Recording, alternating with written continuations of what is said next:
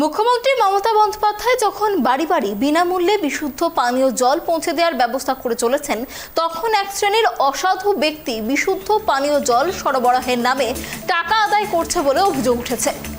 এই আবহেই সার্ভে করতে যাওয়া এক মহিলাকে আটকে রেখে বিক্ষোভ আলডান্ডা গ্রামের সাধারণ মানুষের।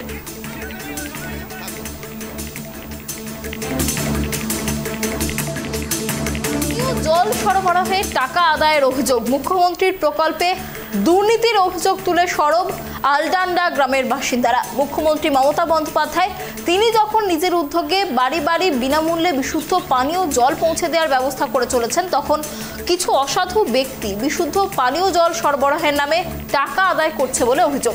এই বিষয় নিয়ে আমরা কথা বলবো। আমাদের সাথে রয়েছে আমাদের প্রতিনিধি বিক্রম। বিক্রম, দেখো যে অভিযোগ উঠে আসছে, পানীয় জল সরবরাহের নামে টাকা আদায়ের অভিযোগ উঠছে, ঠিক কি ঘটনা ঘটেছে? দেখো না, রাজ্যের মুখ্যমন্ত্রী মমতা বন্দ্যোপাধ্যায় যখন বাড়ি বাড়ি পানীয় জল পৌঁছানোর প্রকল্প শুরু করেছে, ঠিক ইটাহারেও কিন্তু এই প্রকল্প চালু হয়েছিল। কিন্তু ইটাহার সংলগ্ন এলাকাতে পানীয় জলের পাইপ বসালে পরেও কয়েকদিন জল পাওয়ার পরে কিন্তু সেই জল সরবরাহ বন্ধ হয়ে যায়। এবং অভিযোগ যেটা উঠছে যে এই যে পানীয় জলের পাইপ একদমই পানীয় জলের পাইপ উঠে আসছে রাস্তা থেকে, এবং বিশুদ্ধ পানীয় জল এখন আর পাচ্ছে না মানুষ, পাইপ লাইন বন্ধ হয়ে গেছে। এবং এমনও অভিযোগ উঠে আসছে প্রত্যেকটি বাড়ি থেকে প্রায় 50 টাকা, কোনো বাড়ি থেকে 150 টাকা, কোনো বাড়িতে দুটি পাইপ লাইন বসালে সেখানেও বাড়তি টাকা। এই যে টাকা নিয়ে পাইপ লাইন বসানো হয়েছে এবং এখনো পর্যন্ত জল পাচ্ছে না সাধারণ মানুষ, এতেই কিন্তু ক্ষোভে ফেটে পড়ে এলাকাবাসীরা। রীতিমতন যে এলাকার যে সার্ভে যে মহিলা রয়েছে তাকে ঘেরাও করে বিক্ষোভ দেখাতে শুরু করে, এবং যে ইঞ্জিনিয়ার রয়েছে তাকেও ঘেরাও করে বিক্ষোভ দেখাতে শুরু করে। তবে স্থানীয় বাসিন্দাদের একটাই দাবি যে তাদের পানীয় জল সরবরাহ যেন ঠিকঠাক পায়, বাড়ি বাড়ি যেন পানীয় জল ঠিকঠাক মতন পায়। এবং এই যে পাইপ লাইন রাস্তা দিয়ে উঠে যাচ্ছে, একদম স্থানীয়রা উঠে কিন্তু দেখাচ্ছে একদম পাইপ লাইন, যে রাস্তা দিয়ে যে পাইপ লাইন করা হয়েছে সেই পাইপ লাইনটি কিন্তু তুলে কিন্তু উপরে ফেলে দিচ্ছে স্থানীয় বাসিন্দারা। এই ক্ষোভেই কিন্তু আজকে ইটাহারের বাসিন্দারা ক্ষোভে ফেটে পড়ে। তবে অবশেষে এখনো পর্যন্ত কোনো সুরাহা মেলেনি। স্থানীয় বাসিন্দারা বলছে যতক্ষণ না সরকারি আধিকারিকরা তাদেরকে আশ্বাস দিবে যে কত তাড়াতাড়ি এই পানীয় জলের সরবরাহ আবার শুরু করবে, ততদিন কিন্তু এই বিক্ষোভ, এই আন্দোলন চলতেই থাকবে। অনন্যা। বিক্রম, দেখো আর একটা অভিযোগ সামনে আসছে, এই পানীয় জল সরবরাহের নামে টাকা চাওয়া হচ্ছে, এই অভিযোগটা ঠিক কোথা থেকে উঠছে?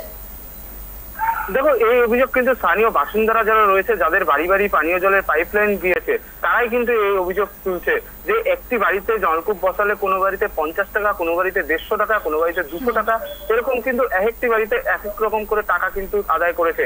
পাশাপাশি কোনো বাড়িতে যদি দুটো নলকূপ বসাচ্ছে, সেই বাড়ি থেকে কিন্তু বাড়তি আরো এক্সট্রা টাকা, যে 150 থেকে 300 টাকা, এরকম করে কিন্তু প্রত্যেকটা বাড়ি বাড়িতে ইটাহারের এলাকাতে এরকম করে তোলা হয়েছে।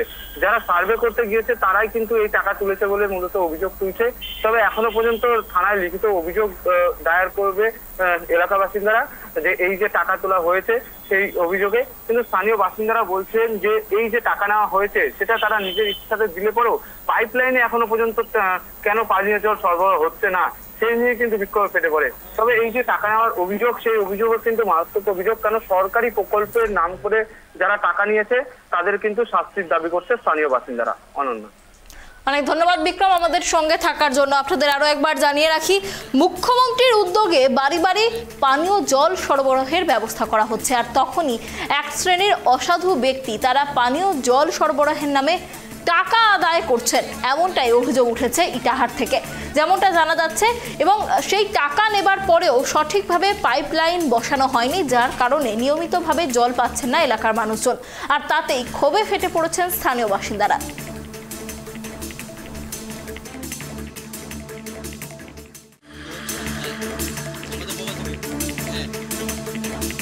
মেম্বার ম্যাডাম আমাকে 2-4টা বাড়ি নিয়ে যাচ্ছিলেন, তখন গ্রামের লোক উত্তেজিত হয়। কিসের সার্ভে করছে? পিএইচির জলের ট্যাপ কানেকশন কার বাড়িতে আছে কার বাড়িতে নাই, কে জল পাচ্ছে কে জল পাচ্ছে না, আমি সেই জন্য এসেছিলাম।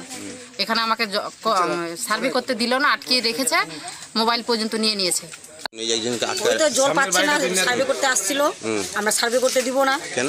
মানে জল আমরা পাচ্ছি না কেউ, সেই জন্য দিব না করতে। টাকা পয়সা নিয়ে বলছে? টাকা পয়সা আমরা দিয়েছিলাম।